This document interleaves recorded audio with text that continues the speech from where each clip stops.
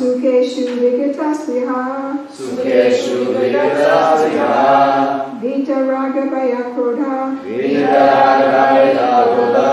Stita dir munir uchate. Stita dir munir uchate. One more time, then you can take turns. Dukeshu anudvigna mana. Dukeshu anudvigna mana. By the way, since that's not officially the end of a line, you're not supposed to make that second sound after that H with a dot on it, which I did by mistake, just explaining. Sukeshu vigatasviha. Sukeshu vigatasviha. So on this one we're supposed to, on the other one we're not. Vita raga bhaya krodha. Vita raga bhaya krodha. Stita dir munir uchate. Stita dir munir uchate. Please chant. Dukeshu anudvigna mana. Dukeshu anudvigna mana. Sukeshu vigatasviha. Sukeshu vigatasviha. Vita raga bhaya krodha. Vita raga bhaya krodha. Stita dir munir uchate. Stita dir munir uchate. Dukeshu anudvigna mana. Dukeshu anudvigna mana. Sukeshu vigatasviha. Sukeshu vigatasviha. Vita raga bhaya krodha. Vita raga bhaya krodha. Stita dir munir uchate. Stita dir munir uchate.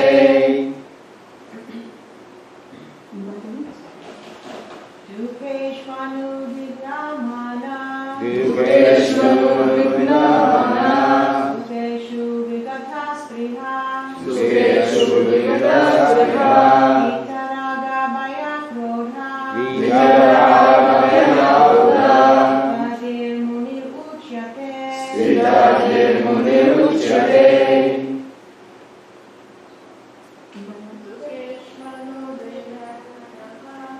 Dukeshu anudvigna mana. Sukeshu vigatasviha. Sukeshu vigatasviha. Vita raga bhaya krodha. Vita raga bhaya krodha. Stita dir munir uchate. Stita dir munir uchate.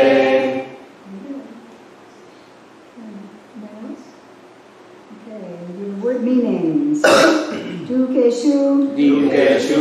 In the threefold miseries. In the threefold ministries. Anudvigna manaha. Anudvigna mana. Without being agitated in mind. Without being agitated in mind. Sukeshu. Sukeshu. In happiness. In happiness. Vigatasviha. Vigatasviha. Without being interested. Without being interested. Vita. Vita. Free from. Free from. Raga. Raga. Attachment. Attachment. Bhaya. Bhaya. Fear. Fear. Krodha. Krodha. And anger. Anger. Stitadihi. Stitadihi. Whose mind is steady. Whose mind is steady. Muni. Muni. A sage. A sage. Uchyate. Uchyate. Is called. Is called. So translation and purport by His Divine Grace A.C. Bhaktivedanta Swami Srila Prabhupada. Jai Srila Prabhupada. Translation is, one who is not disturbed in mind even amidst the threefold miseries, or elated when there is happiness, and who is free from attachment, fear, and anger, is called a sage of steady mind. Please repeat. One who is not disturbed in mind, One who is not disturbed in mind, even amidst the threefold miseries, even amidst the threefold miseries, or elated when there is happiness, or elated when there is happiness, and who is free from attachment, and who is free from attachment, fear, and anger, fear, and anger, is called a sage of steady mind. is called a sage of steady mind. Okay, I'm going to read the purport. The word muni means one who can agitate his mind in various ways for mental speculation without coming to a factual conclusion. Interesting, right? It is said that every muni has a different angle of vision, and unless a muni differs from other munis, he cannot be called a muni in the strict sense of the term. We have something like that. It's called PhD. You're supposed to write a thesis, and it's supposed to be different from anybody else's thesis. You have to have a new angle. So that's like the munis, practically the same thing. But then we're talking about a muni of steady mind, so it's like a step higher. Nasa Rishir Yasya Matam Na Binam from Mahabharata Vana Parva 313.117. But a stita deer muni, as mentioned herein by the Lord, is different from an ordinary muni. The stita deer muni, I mean steady, is always in Krishna consciousness, for he has exhausted all his business of creative speculation. He is called Prashanta Nishesha Manoratantara, Stotra Ratna 43, or one who has surpassed the stage of mental speculations and has come to the conclusion that Lord Sri Krishna, or Vasudeva, is everything. Vasudeva Sarvamiti Samahatma Sudoravaha. He is called a muni fixed in mind. Such a fully Krishna conscious person is not at all disturbed by the onslaughts of the threefold miseries, for he accepts all miseries as the mercy of the Lord, thinking himself only worthy of more trouble due to his past misdeeds. And he sees that his miseries, by the grace of the Lord, are minimized to the lowest. Similarly, when he is happy, he gives credit to the Lord, thinking himself unworthy of the happiness. He realizes that it is due only to the Lord's grace that he is in such a comfortable condition and able to render better service to the Lord. And for the service of the Lord, he is always daring and active and is not influenced by attachment or aversion. Attachment means accepting things for one's own sense gratification, and detachment is the absence of such sensual attachment. But one fixed in Krishna consciousness has neither attachment nor detachment, because his life is dedicated in the service of the Lord. Consequently, he is not at all angry even when his attempts are unsuccessful. Success or no success, a Krishna conscious person is always steady in his determination.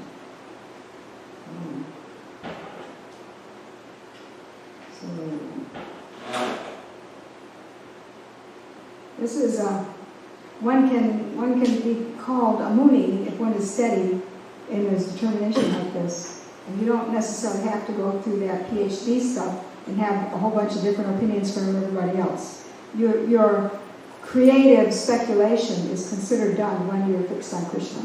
And we've all done creative speculation, haven't we? Whether it's real scholarly type or otherwise. We figure things out ourselves. Maybe it's like this, maybe it's like that. I have a theory. And so that's a human thing to do when we're not actually surrendering to Krishna. We try to do these things. And so if we have surpassed this stage and we're surrendering to Krishna and we're fixing our mind on Krishna consciousness, then we're called a sage of steady mind. A muni, what is that? Stita Dira Muni? Sage of steady mind. So sage is another word for muni. And so I'm going to pick this apart and explain some of the parts to it, even amidst the threefold miseries. So we have threefold miseries. So this material world is full of miseries, and they're caused by different sources. Some of them are caused by our own self, our own body, our own mind. You know, your mind may be dwelling on something negative, and so you're miserable, or your body is sick or something like that. So that's Atma Bhautika, is that the word? And Atma Daivika is coming. Yeah, no. I'm saying the word wrong. I didn't think. Adhyatmika, Adidevika, Adibhautika. Adidevika means it's from the forces of nature, which are controlled by the demigods or devas, so it's Adidevika. So we have miseries from that, and there's one of them heading for Florida right now, and it's presently hitting the Bahamas very bad. So it's called Dorian, it's a hurricane. It's one of the Adidevika miseries of the material world. So a lot of people are going to be made quite miserable by this. And then there's Adibhautika miseries. These are caused by other living entities, like more on this plane. Of course, the devas, the demigods are living entities too, but they're like way up there and they're causing forces of nature. Whereas now down here we have people who bug us, we have insects who bug us, fire ants, mosquitoes, like that, barking dog. Somebody sees a snake, maybe a snake bites somebody. You have these miseries caused by other living entities, Adibhautika. And so we have these are the threefold miseries. It kind of covers everything. And there's lots of miseries. Interesting thing in chapter 13 where it analyzes these things more more deeply. It says that the nature is the cause of the transformations. All things that happen are caused by nature's forces. And then, I mean, even some living entity does something, it's by instinct or by the necessity of that body or something like that. So nature causes these transformations, but misery and happiness are caused by the living entity. So it's how we feel about it. Nature just happens. So there's a hurricane. Okay, there's a lot of wind, a lot of things get wrecked, and it's all different now, and so on. And if you live through it and you've got a mess to deal with, then you're unhappy. You're struggling, and you perceived it as very bad. So this suffering is caused by the living entity. Nature just did a mechanical thing, had a hurricane and blew things around and wrecked some things. These things happen. But people are going to be going through this because of attachments and because of desires and needs and everything that they feel stronger than the living entity causes the suffering. And why? Because we identify with the body. So this is one who is not disturbed in mind even amidst the threefold miseries, or elated when there's happiness. Okay, so we get some happiness, and sometimes we forget everything. We just kind of go crazy with happiness. And just, elated. We're not steady because it's, wow, I won, like suppose you win the lottery. I won $1 million. Wow, and you just go crazy with it, and pretty soon you lose your money anyways because you didn't manage it right. But anyways, that's called elated, being elated when you're not remaining steady and when happiness happens, things that we define as happiness. And it's interesting in the word meanings, vigataspriha, without being interested. Okay, something happens, okay, I'm not that interested in it, okay. And so I gotta deal with it, okay, but I'm not like, my whole being isn't all wrapped up and excited about this. And so that's being steady in mind also. That's being not disturbed in mind. There's earlier in chapter 2, there's a text, 14. I'll just read that in English. O son of Kunti, the non-permanent appearance of happiness and distress, and their disappearance in due course, is like the appearance and disappearance of winter and summer seasons. They arise from sense perception, or sign of Bharata, and one must learn to tolerate them without being disturbed. So we have to tolerate the happy stuff too, without being disturbed. We want to be steady in Krishna consciousness. We have to tolerate those happy things that happen and the unhappy things that happen. So we remain steadily fixed on Krishna, who is above everything. Just like good karma and bad karma.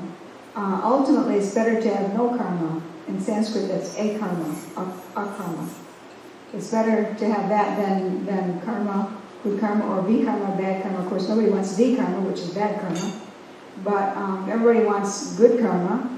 The trouble with good karma is, then you have to come back and receive it. Because then you have to die again. So nobody should want any kind of karma. So we should want to do things just for Krishna so we don't get any kind of karma. But we get karma, why? Because we're attached to results. We do something because we want results. Okay, you get it. Here's your karma. If we can actually become detached from that, and the best way to effectively do it, not just imagine that we're being detached, but really being detached is to do everything for Krishna.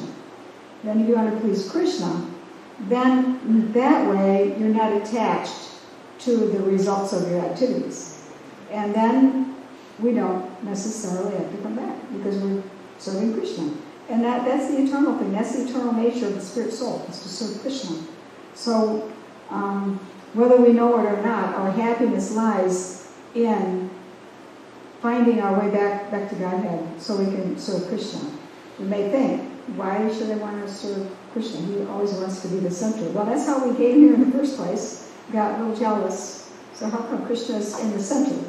And maybe I'd like to be. It looks good there. And so you get that thought, you don't fit anymore. So here we are in the material world trying to be the center. Yes. And it was a free choice. It wasn't anything influenced by some accident of influence or anything like that. We just decided that we would want to be the center. So we're all trying to... So what we're doing now, we come to the temple, we come to spiritual life, or even you go to church, you're starting to try to make God back in the center again. And so this Krishna consciousness gives a very rich culture of ways that you can put God back in the center and live your life that way. It's a very, very rich culture of ways. And there's no pocket of your life left to yourself. I mean, to follow this right, there's no like pocket where I'm going home from church and now, okay, this is my part. You do everything for Krishna. And gradually you find out that it's happy, and sometimes you rebel and say, well, you know, this is too much for me, and you kind of maybe make an escape or something back into material world for a few years or a few days or maybe a lifetime or something. Different people do this, and then get ready again. Okay, this is miserable. Yeah, I'm coming back. Okay, so make some kind of comeback, and you come back at the level you left off. You didn't lose that, so you come back and continue. And so it's a long train of thought here.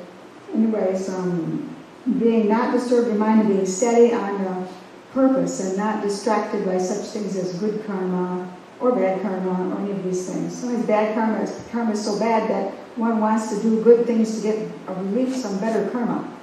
But actually, it's better to just accept it. Like it said in the purport here, that a Muni of steady mind understands that is bad karma, that what he's experiencing as bad karma, because he's serving Krishna, Krishna has lightened it. He feels he deserves so much worse. And actually it's a fact. Krishna lightens our karma, but we still get some experience of it, so it can help purify us. But instead of like a million lifetimes to come of getting the bad results of the things we've done, we get some bad results, and so we can try harder to serve Krishna, and it gradually erases our karma. So the Muni in humility has this understanding that I've been in the material world for a long time. I've done a lot of sinful things. I actually deserve worse than this. And so that leads to patience and tolerance, to have that kind of attitude, to tolerate what you're going through. You have patience to go through and just still be centered on Krishna. And sometimes you have to outwardly struggle, but inwardly there's a patience in it, patience and tolerance. And that's the Muni, who is a steady mind. And when he has things are happy and nice, his life is easy and pleasant and nice, he says, well, this is Krishna's mercy so that I can serve him nicely. So I didn't really deserve this. So you have that idea. Humility before Krishna. The ultimate humility is humility before Krishna, and knowing that you're totally dependent on him, and knowing that you're very fallen, you're surrendering to him.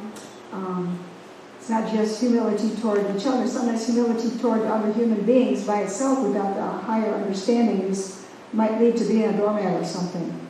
And then you get mad because you have to be humble when somebody to be managed. But real humility is tolerating around you, the people around you, and being patient with them because you understand that you're humble before Krishna. And you're totally dependent on Krishna. So that's the real understanding. So, fully Krishna conscious person is not at all disturbed by the onslaughts of the threefold miseries. I just talked about that. And for the service of the Lord, he is always daring and active and is not influenced by attachment or aversion. Attachment means accepting things for one's own sense gratification, and detachment is the absence of such sensual attachment. Now sometimes aversion and detachment are not necessarily the same thing. Aversion is the other side of the coin of attachment. Heads or tails of a coin. So attachment, you really like it. Aversion, you really hate it. And detachment is, you put away all those feelings about it. You're just not attached at all. Not attached to hating it or loving it. So it's detachment. But even that, the Muni, the devotee, the Krishna conscious person, is just serving Krishna. Not thinking, I got to be detached from that. I'm calm, I don't care about it. And sometimes you get proud of your detachment, and that's a subtle attachment. So actually, in Krishna consciousness, we're just busy serving Krishna. We just try to do a good job for Krishna, and that kind of takes care of all of these things. Attachment to our sense gratification, attempting to be detached from our sense gratification, hating something because it makes our senses feel worse. All that thing is taken care of. We're just thinking about Krishna now to please Him. And we have so many ways, like we can cook for Krishna, we can serve on the altar, we can do things with the grounds, build things, preach, distribute books. Sometimes you have more success than other times. Like a book distributor may go out and maybe someday hardly anybody will say yes. Maybe they all say, I'm busy, bye. And it's failure. But you're out there serving Krishna. So you still know that you're serving Krishna and you're still steady and it's still determined. That determination to serve Krishna spares you all these other problems that we've been talking about. Even doesn't get angry when his attempts are unsuccessful. So success or no success, a Krishna conscious person is always steady in his determination. And so it takes a lot of determination to make advancement in Krishna consciousness. It doesn't happen like magically and easily just because you started coming and you start reading. First you get a good feeling, but you have to keep at it over the years, and you slowly see yourself actually making advancement.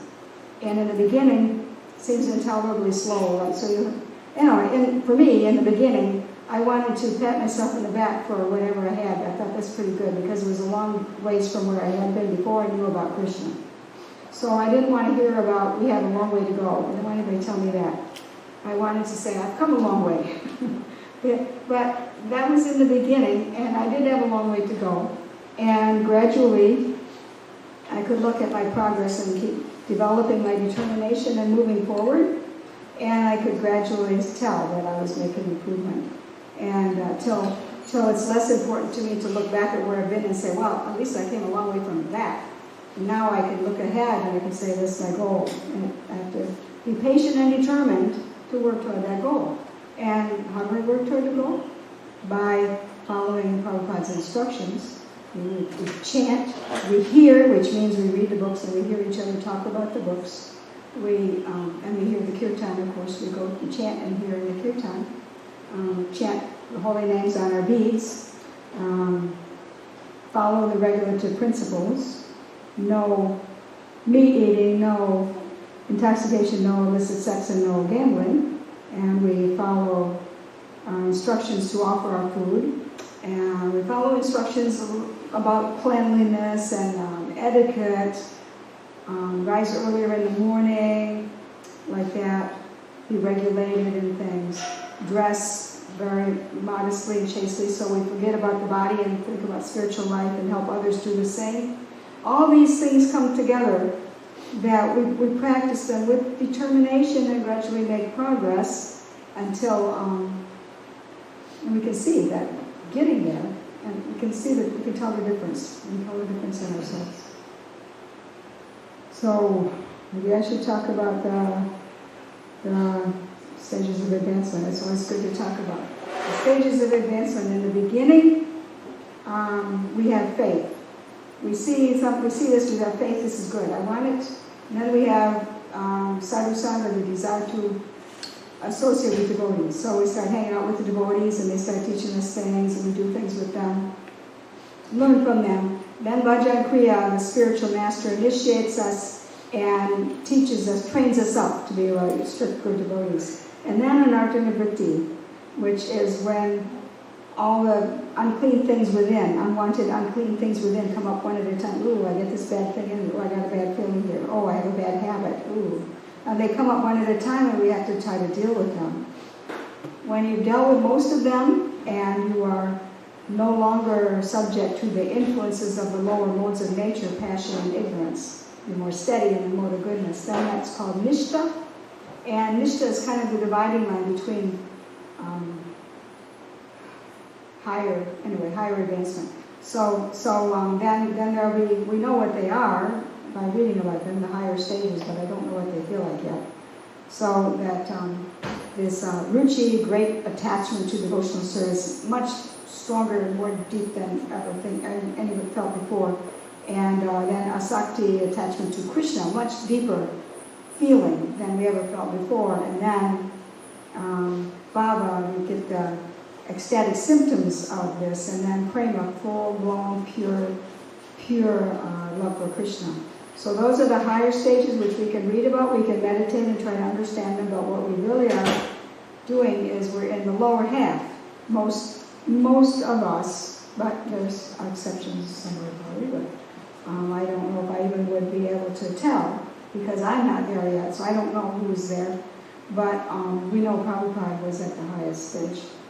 But most of us we have some faith that this is worth coming to, this is worth it, and we want to be with the devotees, and working toward or initiated already, getting trained and working on those anartas, which can start in the beginning a little bit, because it's not just only after you're initiated, you start noticing stuff in yourself to change, but it really intensifies after you get initiated.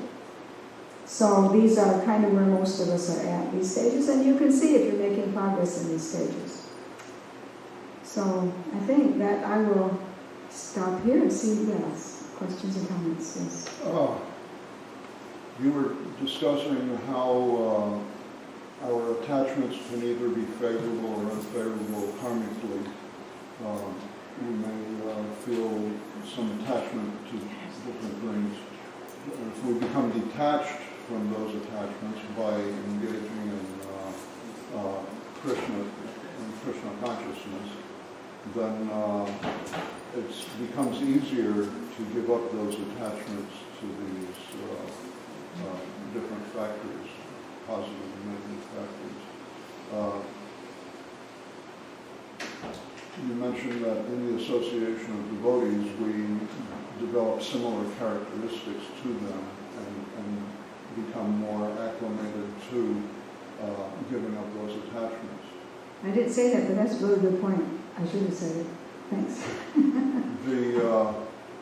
The fact that we do have these attachments, for instance, we will all go out the front door and go our separate ways, and we come face to face with our so-called reality. There are these characteristics in our personage that we've developed over the years, lifetimes actually, and now we're going back out the door to our so-called reality. We have different attachments and so forth, family members, etc., that need our attention. So how does this relate to Krishna consciousness? Prabhupada used the word dovetail. How does that apply? Well, first of all, a dovetail joint is a woodworker's joint between two pieces of wood, and a dove has, like a pigeon, has a fan-shaped tail like that. Tail is like that. So if the wood is cut that way and you fit the fan shapes into the fan shape, so you have a seam like this, it's a very strong joint. So that's what a dovetail joint is. So we can fit our material situation into our Krishna consciousness. That's what. So how? By duty. By if we have family or our duty, our specific duties that vary between people have to do with karma. Except we have spiritual duties. That's a different thing given by the spiritual master. But as far as practical duties, mundane duties, different ones of us have different duties because we have different natures, different situations. How do we get those different natures and different situations? But by karma. So by karma we got these things, and then our duty we should do, it's expanding on the word karma, and the word karma covers the whole thing. So we do our duty, that's doing our karma, and we got it by our karma. And so karma yoga is when we do it all for the sake of the Supreme. So if you do your duty correctly, not that you have an attachment to gambling or something like that, so I got to go do my gambling now. Not that kind of thing, but a legitimate attachment. I got to get a job, I got to pay for the house because my family lives in it. These are legitimate duties that are our karma. Practical responsibilities. Yeah, we have responsibilities and we do them for the sake of Krishna, then we can keep our consciousness steady and focused on Krishna at all times. There's a verse in the Bhagavad Gita, I think it's in chapter 8, but where Arjuna wants to know how he can think about Krishna all the time, and Krishna says that basically, externally you do your duty, and internally you think of me. So we do that, we do both like that, and external duty comes from our material situation. Internal is to think about Krishna, so we can do karma yoga and bhakti yoga at the same time like that. Bhakti yoga internally. Is that what you Thank want? you very much. Hare Krishna, thank you for a good question.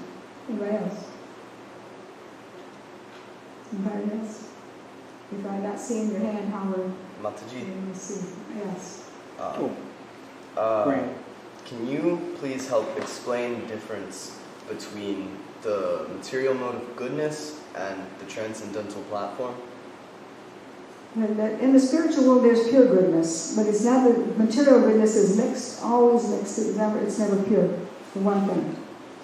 And material goodness conditions you also, conditions the soul to like cleanliness, education, purity, peacefulness, wholesomeness, like that, which are things that are in this world. And you have those things and you like them, then you may not care about Krishna enough because, well, I like these nice things. And it's good to have that rather than passion and ignorance kind of things. But it's sort of like the airport. The airport is mode of goodness. And you can fly it, you can take off flying a lot better. So mode of goodness supports transcendental consciousness. Because you have to have some practical stuff around you. So try to keep it at mode of goodness.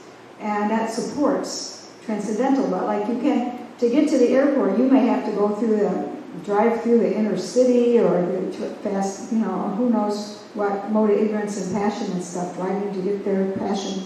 And you get to the airport, it's the place where the planes take off. So the plane is transcendental consciousness. So you have your lower modes, but you got to get to the mode of goodness to be able to take off effectively. So, but it's not flying. The airport isn't flying anywhere. It's just sitting on the ground. So is that clarified? May I ask another question? So can one be engaged in Krishna consciousness, but without being fully engaged, be doing service in the modes of goodness or passion? Oh yeah. Yeah, you bring your own mood with you, you can. And depends how you can do that. You can be either pure or not so pure. Suppose you're a book distributor. You could be thinking, I want that score. I want them to read out a big number in the temple room. So I'm working really hard. And you do a good job. You distribute a lot of books. But there's more passion mixed in. Or you can do it in complete, more surrender or peacefulness or something like that, or detached and in mode of goodness. You could even probably do it in the mode of ignorance. I'm tired and maybe I like book distribution, but I can't give up my coffee or my alcohol or something. It helps me do it better or something, So you could be doing kind of in the mode of ignorance too, a little intoxicated. So you can do it in all levels. Yeah.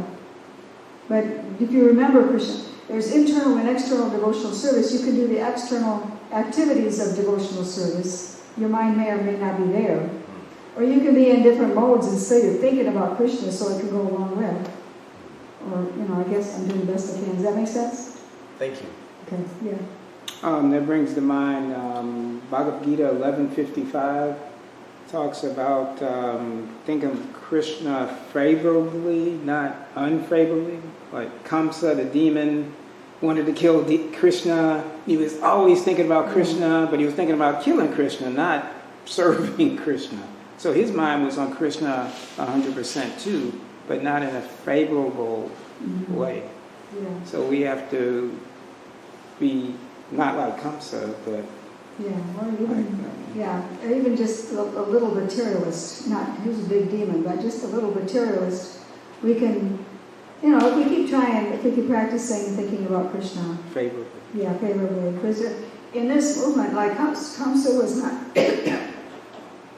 working under a spiritual master like Prabhupada. Excuse me. Kamsa was independent kind of guy who wanted to be a big mean king and have a lot of power. And he made up his own mind what to think about what he heard about Krishna. Whereas, as long as we keep on hearing from Prabhupada, we keep getting purified.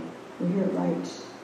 He's so complete in his presentation that almost you can't, well, you can go wrong. People have done that. They hang on to a different idea and change the philosophy in their own mind, but mostly you can't. If you just keep reading and hearing from Prabhupada, he's going to correctly guide you. Just like Krishna book is the 10th canto of Bhagavatam. You're not supposed to read that till you read the first 9. Well, he wrote Krishna book, and he had him distribute it to people who never heard of Krishna, reading Krishna book. So in that way he broke that kind of rule, that recommendation, but he wrote the Krishna book in such a way that he included the philosophical directions so that when you read it, you get it right. It's presented to you right. And Prabhupada was so good that way. So he always took care of us. Whatever you read of him, he's guiding you and always protecting you from getting it wrong. Anybody else? I don't see anybody's hand that I can't see. Then looks like no hands. So thank you all very much. All goes to Srila Prabhupada. All goes to Bhagavad Gita. Thank you for a very nice talk.